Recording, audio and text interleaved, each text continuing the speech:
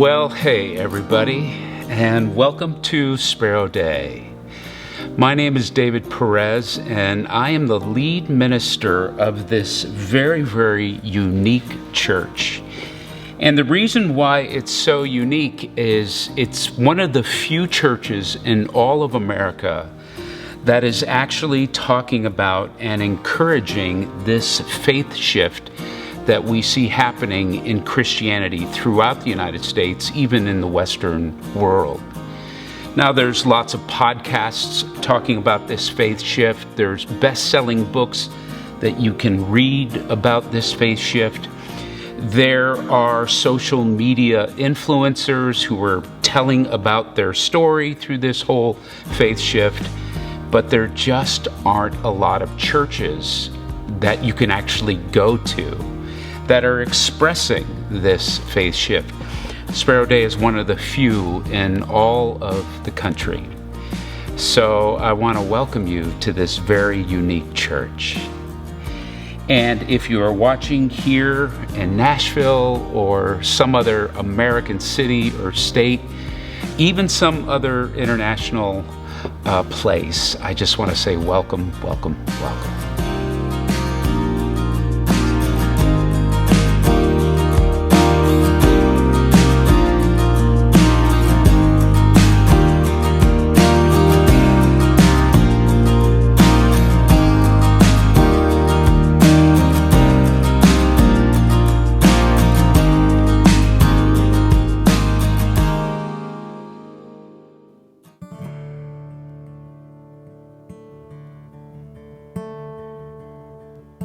There's a time for everything under the sun.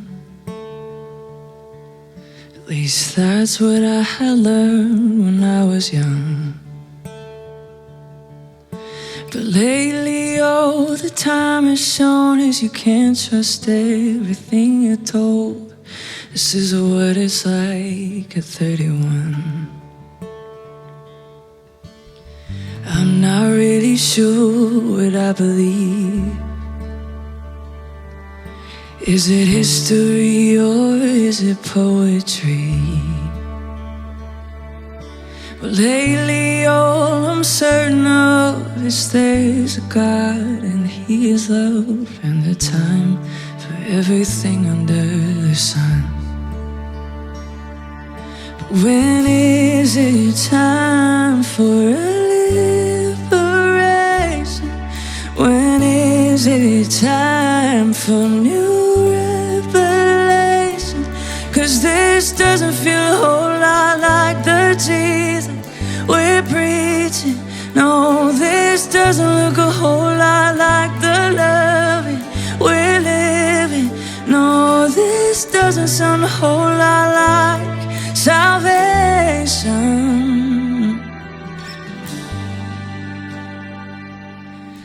I don't like the labels anymore. Feels like propaganda getting us through their doors. 'Cause what we say and what we mean, they don't line up and they make us mean. What the hell are we even fighting for? I'm tired of the politics and the wars, and using our theologies like swords. We've got 40,000 different names, and every name is shifting blame. I mean, is this really what the bride is for? Oh, and who said we decide who's in or out? As if you're gay, you know you'd better straighten out. Or if your skin makes us feel unsafe, just quiet down, take up less space. When's the time we learn to shut our mouth? Oh, and when is it time for a liberation? When is it time for new revelation? 'Cause this doesn't feel a whole lot like the Jesus we're losing. No, this doesn't look a whole lot like the loving we're living. No, this doesn't sound a whole lot like salvation.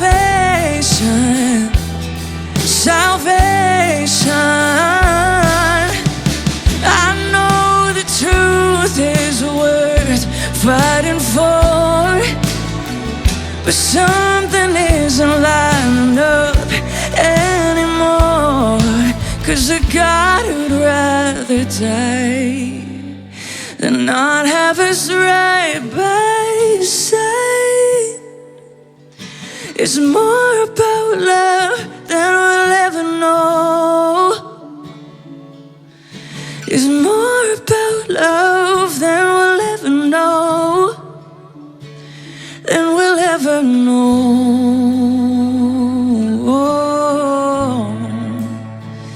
Than we'll ever know.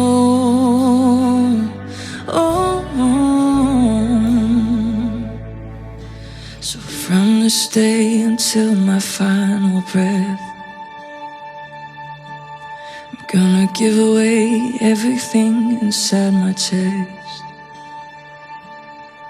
I won't withhold what's given me, even if you disagree.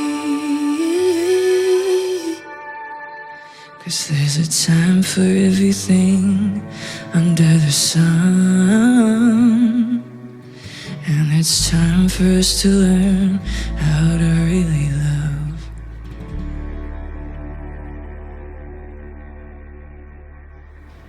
Hey there. Welcome to SPERO Day. My name is Matt Moran, and we are so very glad you are here. So I'm not sure if you can relate to this at all, but one of the challenges that I faced previously in finding a church, which is always a task, is I would either find a church that felt so traditional and so much like the rigidity that I grew up with in church that it actually felt kind of triggering for me, or I would go to a church that was unrecognizable to me in the way they approached faith, and I just didn't relate to it at all. It didn't feel like home.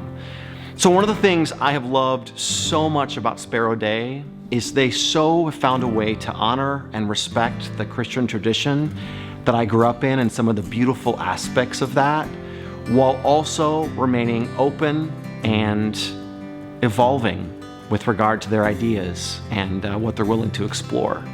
So if you are someone who wants or resonates with any of that, I really hope that you enjoy this service and that you feel welcomed and that all of you feels as though you belong in a place such as this. Welcome to SPERO Day.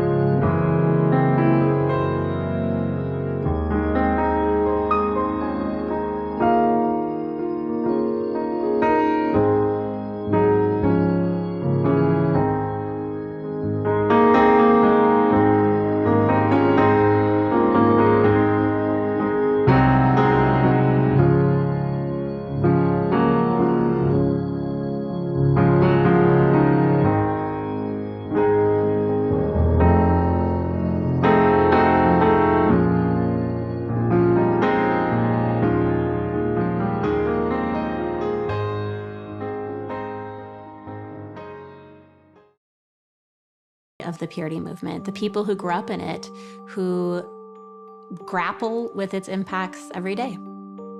As a Christian teenager growing up in the Midwest in the 1990s, Linda K. KLEIN got swept up in the emerging purity movement, which advocated strict sexual abstinence until marriage.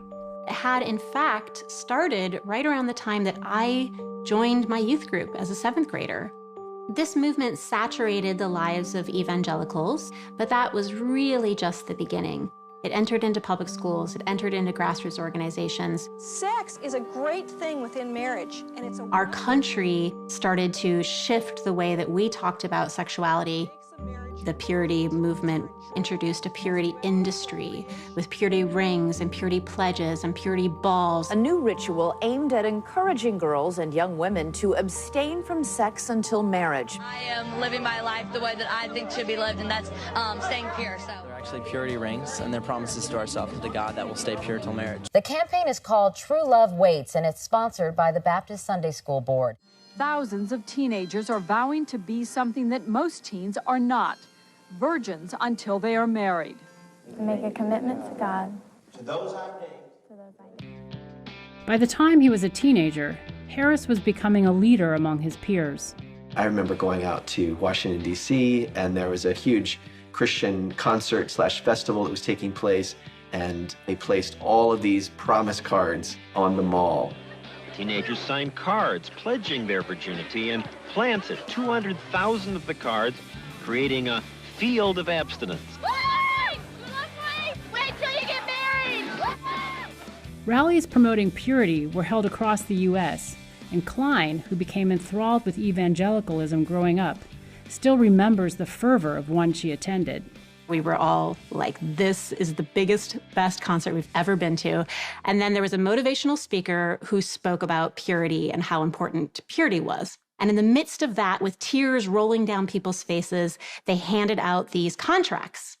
I promise that I will save my purity for my partner. I will not have sex before marriage. I'm making this commitment today, and I will hold to it, for the rest of my life. As a young person, I was confused and wanted so badly to be good and wanted so badly to please God and to be acceptable in my community, with my leaders looking over my shoulder and moreover my peers sitting right next to me signing their contracts. I signed the pledge.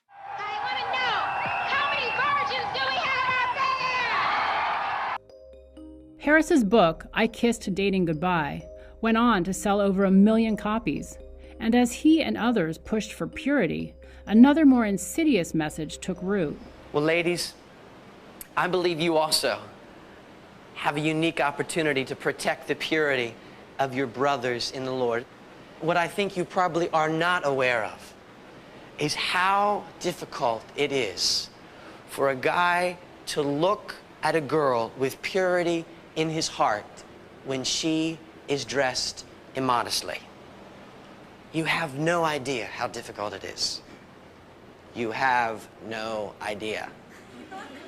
I remember feeling like I was a threat, and I remember feeling like I was a bad person.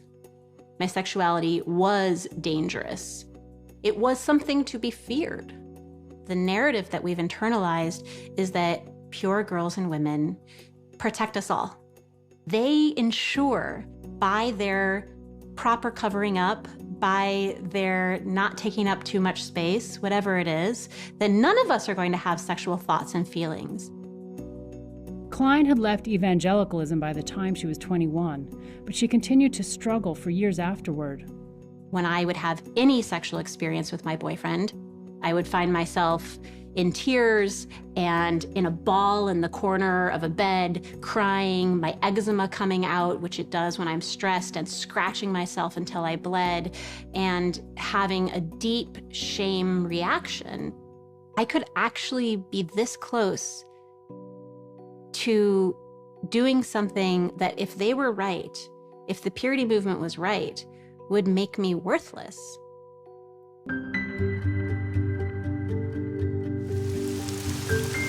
There are those who think things should stay the same, but there are those who imagine things differently. They are the iconoclasts. enduring a downpour of resistance from those who say their path is false. For a time, they felt alone in the greater sea of rigid black and white spiritual world. But a new way of love and a new way of freedom is compelling them forward. Well, I am so glad that you are with us today because this is an important day at SPERO Day. I hope it ends up being a meaningful day for you here. And it might even be poignant or provocative. But today I interview the author Linda K. KLEIN about her most recent book called Pure. Inside the evangelical movement that shamed a generation of young women and how I broke free. What the book Pure is about, it starts off with the story of KLEIN herself, who when she was a middle schooler and a high schooler, she was part of an evangelical conservative Protestant youth group that emphasized this whole concept of waiting to have sex until you got married and labeled that waiting as sexual purity. And then sexual purity was tethered to being biblical or godly or holy. So what sexual purity they emphasized according to the Bible was wait to have sex till you got married. And so now that we have a couple decades plus beyond that, and we're able to look back, we're now able to see, and more people are talking about the emotional, the spiritual, psychological, relational, sexual damage this did to people. Listen, I was a college minister during the 90s when this was emphasized. I was a college student and in the 80s when the whole Why Wait campaign began and was emphasized. And I can just tell you from my own experience as a young spiritual man and then a young Christian pastor, that this whole emphasis and then tethering this concept that purity means waiting, and I can just testify that it can do real damage. So I'm going to talk to Linda K. KLEIN. Linda K. KLEIN received her master's at New York University. I was in Nashville talking to her. She was in Manhattan, New York. But here is my interview with Linda K. KLEIN.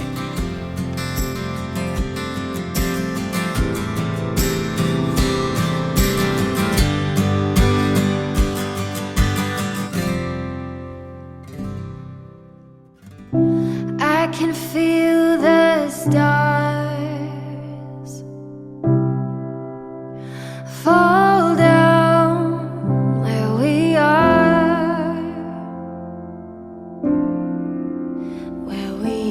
Well, Linda, I'm so glad that you're joining us today, and you have just written this amazing book, this powerful, this profound, poignant book called Pure, and it really echoes what I've experienced. But I just want to welcome you and thank you for joining us here at SPERO Day. I'm happy to be with you. Good. Well, let's just dive in and let's a little explanation and then a bit of your story. So, Linda, whether we call it the purity movement or purity culture, give some words and sentences to what is this? What is the purity movement, the purity culture? Yeah. Right. The purity movement that I refer to in the book is the movement that was born out of the white American evangelical Christian church that started in the late 1980s and particularly the early 1990s. This is a movement that was made possible, I would say, by the fact that American culture and certainly evangelical culture was already a purity culture. We were already, even in secular society, we would say, you know, she's a good girl or she's a bad girl, right? And we weren't talking about volunteerism. You know, we weren't talking about any of those things, right? No.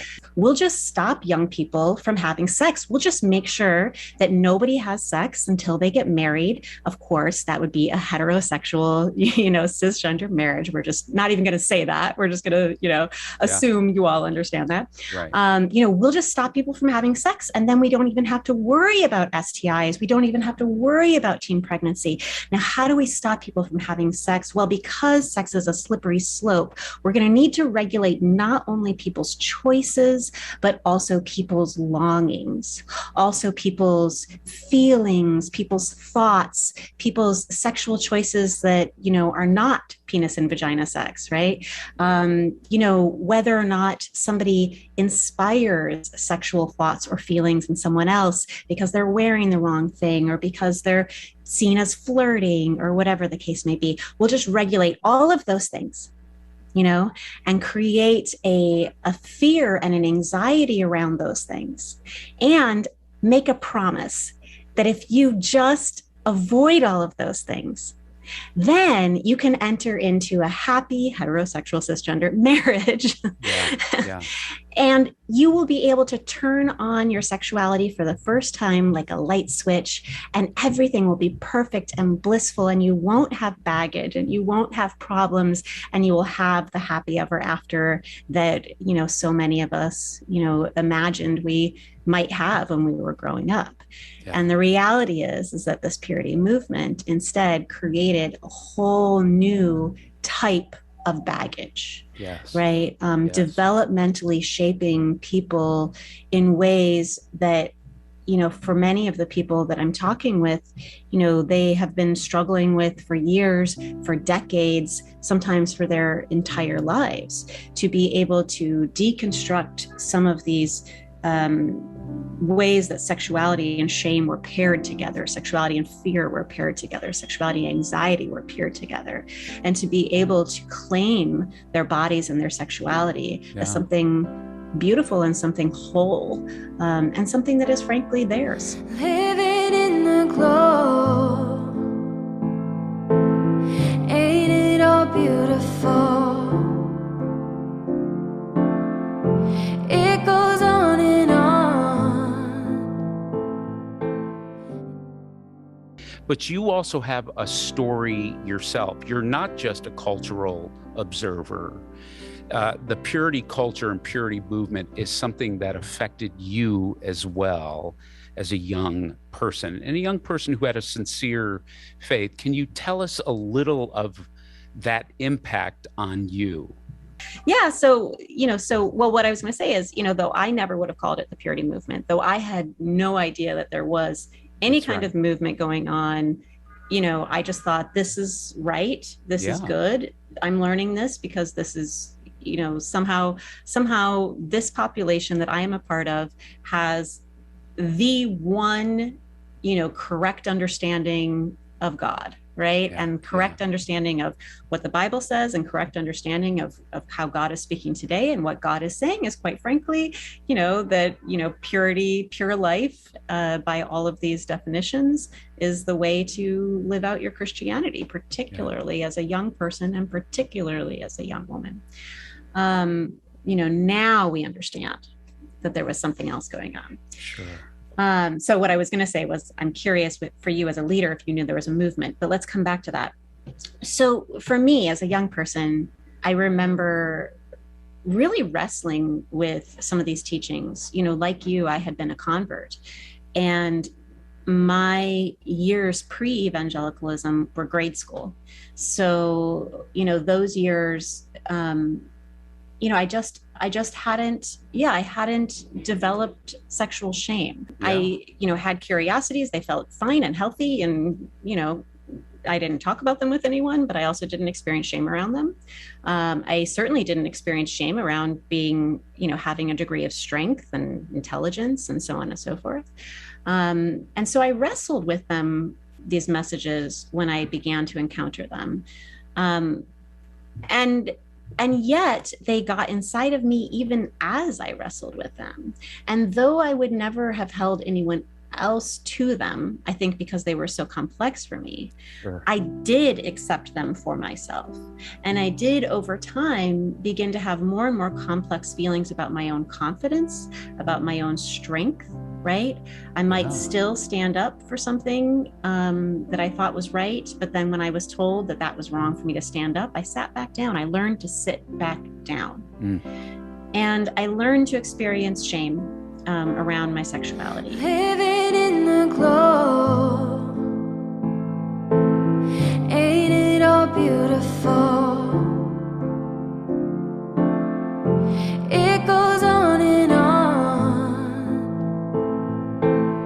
I never feel alone. When you say it became so toxic, and I would have a story with that too, what was that?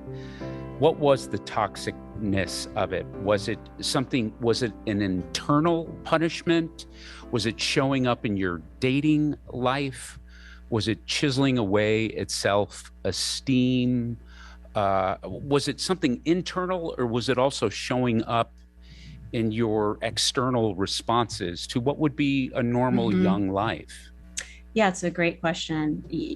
All of the aforementioned, right? In church, I started to be called a stumbling block more often. I started to be coded in very sexual ways.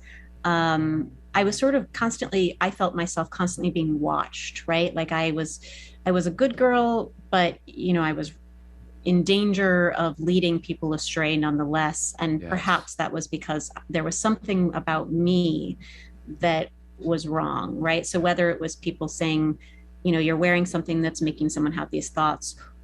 I sort of internalized this anxiety around my sexuality, right?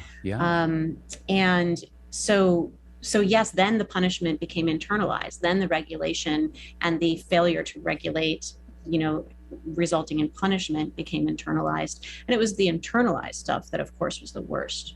So, and what I discovered was that internalization had gone so deep that even though I was no longer a part of this community that was externalizing the judgment, now it was in me.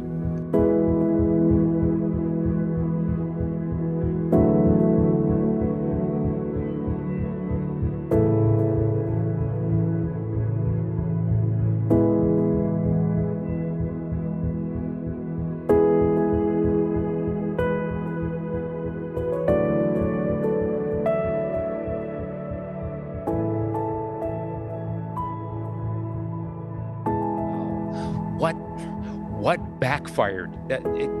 What have you discovered happened as you told your story? There's tons of Me Too's, no pun intended, but there's tons of us who said, gosh, that was my experience. What did we experience? As you talk to people, what did the purity movement, purity culture, what did it in fact really do to young people? Yeah. Well, I mean, first of all, I think that the Me Too reference is actually a fair one, because one of the things that I've really discovered is that, sexual violence, we tend to think about in these very stereotypical ways where there's a physical violence and there's kicking and screaming and so on and so forth. But even a lot of sexual violence, even physical sexual violence, sometimes we don't see kicking and screaming because survivors, freeze or go into a fawn to save themselves, to protect themselves, or any number of other things. And yet the violation is real. The violation is violence, the removal of choice, right? The removal of mattering, of what you want mattering in any way. Yeah. And I think that that's important for us to understand when we think about the impacts of purity culture, because purity culture impacts many people in a very similar way to capital T sexual trauma, right? Yes. Capital T sexual trauma, like a rape or an assault, will often result in PTSD. There are nightmares. There is an incredible amount of self-blame. Oftentimes, there is, a lot of these things that I see among people who are raised in purity culture, right? Yeah.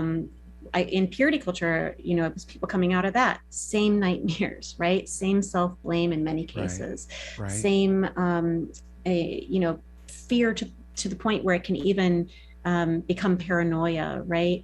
Anxiety to the point where it becomes potentially panic attacks, right?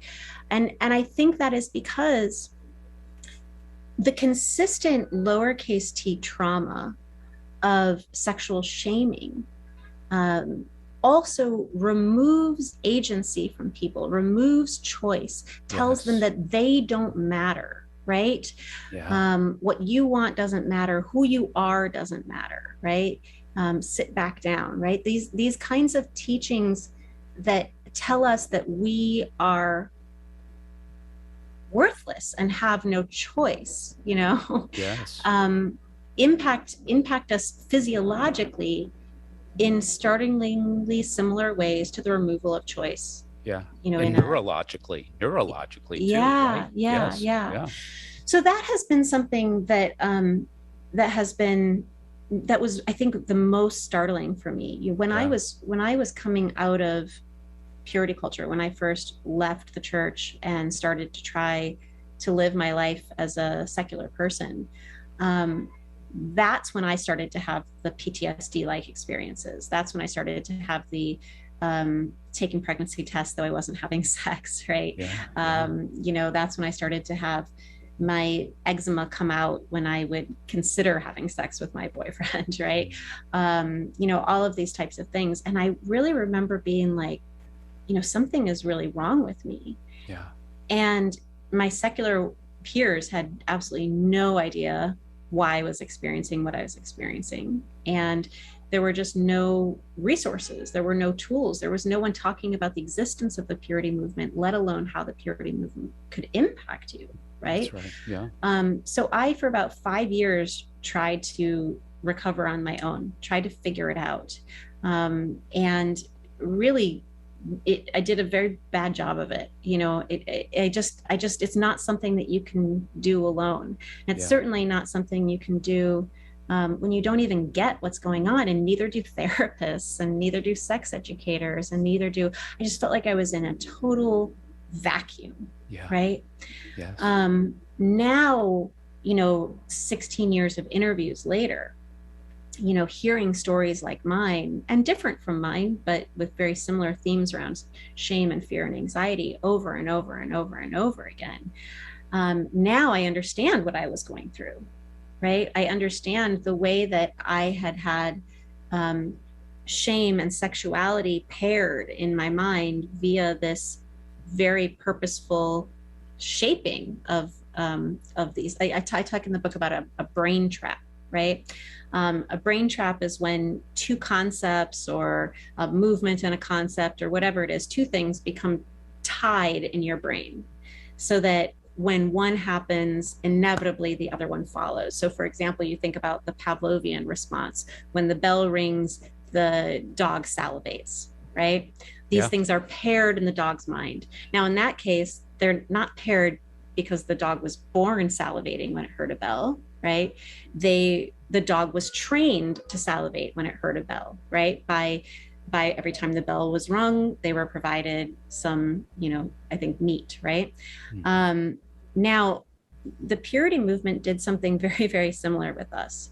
It actually trained us to experience shame in association with sexuality. By every time that sexuality is presented, right, we are given a dose of shame, and that shame can happen via how someone else is talked about, right? And someone else's sexuality is talked about in front of us in a very shaming way, via our own, regulation, right? Like I talked about my dream that was regulated by, my roommates, or your clothing being regulated, or whatever it is, right? All of these things happening over and over and over really tie these concepts together, so that later, even if you don't want them to be tied together, you hear that bell and you start to salivate, right? Yes. Yeah. So talk about, this is a great segue. Linda, there were a group of young people that were part of this culture that said, okay, and they got the purity rings, they made the purity pledges. Yeah. And they, for some story of life, they weren't able to keep it, whatever that means. Then there was another group of people that made these pledges, actually kept it. And then both of these groups found themselves in romantic relationships, whether they were the ones who didn't keep it and whether the ones who did. Talk about then the consequences that both experienced, whether they kept the pledge or not kept the pledge. And I refer back to something you said at the start of this whole idea of now we turn on our sexuality. We're now free to go. And now let's turn it on. But we had these years of whether we kept the pledge or didn't. Talk about the impact and the effects that it's taken its toll on people. Well, it's interesting because that was one of my first questions that I came to this with, because growing up in the purity movement, you learned that you were going to have a horrible life if you broke the pledge, or whatever you want to say, right? Right. So here I was, as somebody who was breaking the pledge, as it were, or attempting to break the pledge, but incapable of actually breaking it due to a tremendous amount of shame. But anyway, who was really actively doing what she wasn't supposed to be doing. And I was having all these experiences. And so a part of me, of course, was asking the question, was the church right? Am I having these experiences because I didn't do what I'm supposed to have done, right? And so as I mentioned, I've been doing interviews for 16 years. And they've been really around the country and around the world. But the first year was the beginning, right? The first year was in my mid-20s. I went back to my hometown and I called up all of the young women in their 20s who I could get a hold of, who had been raised in my youth group. And I interviewed them over the course of a year about what their lives looked like now that they were in their 20s, having grown up within the purity movement. And what was really shocking to me, and one of the big questions that I was coming to that year of interviews with, was, is there going to be a difference between the people who broke the pledge, like me, who were tempted to break the pledge, like me, and people who didn't? And what I found was that the shame, the fear, the anxiety was in both groups. Whereas I was taking pregnancy tests, though I wasn't having sex, but I was getting close enough that a part of me was like, that punishment, that promised punishment, it's coming. Meanwhile, my friend who had done everything the way that she was supposed to, had gone to an even more conservative evangelical college than our church, had become a professor at that college, had really gone deep, had gotten married. He had been her, first sexual partner. She was experiencing a very similar amount of shame and fear around her sexual life with her husband. And I remember the day that I was helping her search her home for recording devices, because a part of her was afraid that she was being recorded. That was the moment that I was like, wow, we are both having extreme fear, to the point where, I knew I wasn't pregnant deep down, but I couldn't keep myself from taking those tests. She knew she wasn't being recorded deep down, but she couldn't keep herself from searching for those recording devices, because we were both in such a state of anxious fear that we needed something to be able to sleep at night. That's right. Some reassurance. That the sky wasn't about to fall. And we had taken completely different paths. So really that friend was the first friend that opened my eyes to, it didn't matter what choices you made, and then I found more and more people who had kept the pledge and who were having the same experiences. So lots of variation, of course, among the experiences that people had, but what indicated what type of experience you were going to have was not the choices that you had made. Yes, and I think, and these are my choice of words and not necessarily great. So whether one did it right or whether one did it wrong, and we even know that's not the perspective, but whether one did it right or wrong, they still ended up with the same lump of shame. And I would say, as a minister for the past 25, 30 years, in counseling people, I would say that concurs with my counseling with people. And then, you know, I think my wife and I, being raised in that culture and then being agents in it for a time in the 90s, it would concur with our experience. Linda, the byline to your book, Pure, is a very provocative byline. I mean, it's really, you go, okay, this is what this book is about. And your book is entitled Pure, and then the byline is inside the evangelical movement that shamed a generation of young women and how I broke free. So readers of your book, listeners of interviews with you here and on other places where you have spoken, you've spoken at TED as well. So how did you break free? What does it mean to break free? And though your byline in the book says a group of young women, I know in your savvy, in your experience, this has also affected young men. Absolutely. Right, of course. And I know you know that. So how did you break free, and what would you say to women and men that are hearing this going, yes, this is what happened to me. How do I break free?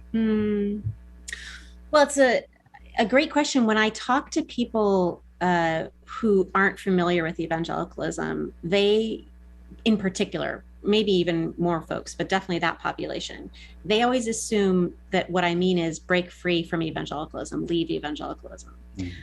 It's not what I mean, right? You know, what I mean is the internal, you know, breaking the internal, I want to use the word bondage, but it feels so evangelical, so I'm hesitant to say it, right? But breaking the way in which I was internally wound up, right? And that was a long process of recovery. And really, you know, the way in which I did it was via these interviews. It was via this process of finding the others, of knowing I'm not alone, of hearing about how other people were experiencing things similar to what I was experiencing, in a way that started to move me away from, I'm damaged, I'm broken, there's just something wrong with me, right? Which is a shame frame, right? You know, shame is this belief or this fear, I am bad, or people will think I am bad, right? So, you know, so I was still stuck in a shame place when I was alone, right? No one else is experiencing this, so I just must be messed up. And I just must be incapable of ever having a healthy relationship, right? And it was when I started to see all of the other people, and as the years went on, seeing more and more, that it started to become obvious that it couldn't be my sort of fundamental brokenness that was the problem, right? There were too many of us out there who were experiencing these things. And if they weren't fundamentally broken, right, then I wasn't fundamentally broken, right? And then, of course, uncovering what had happened that had impacted us and that had shaped us, right?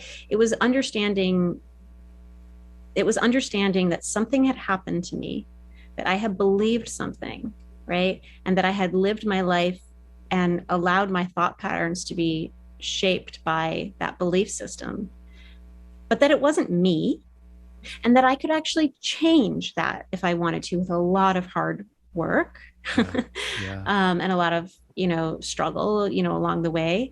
I could live in alignment with something that felt life-giving to me, right? And that was made possible by knowing that I wasn't alone.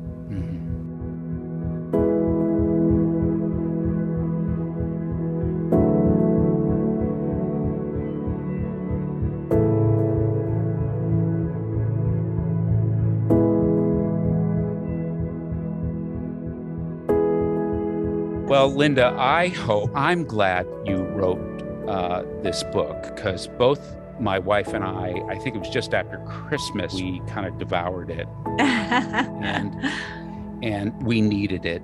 And we wanted to bring it to SPERO Day. And I hope more and more people discover the book. And I think specifically what I hope for is parents of young people read this, because we knew there were some good spiritual religious parents that wanted something sincere for their young person, their youth group, college age kid, but were also obtuse in knowing they were creating shame.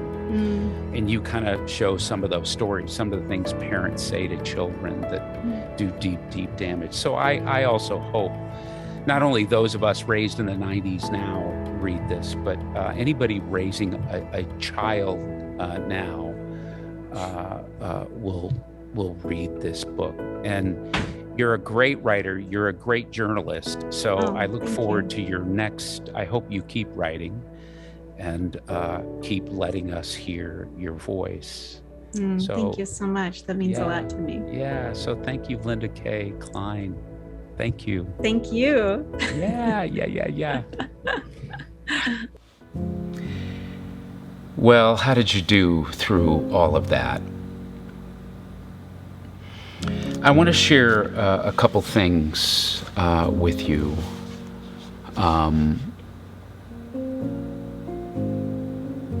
If you were especially impacted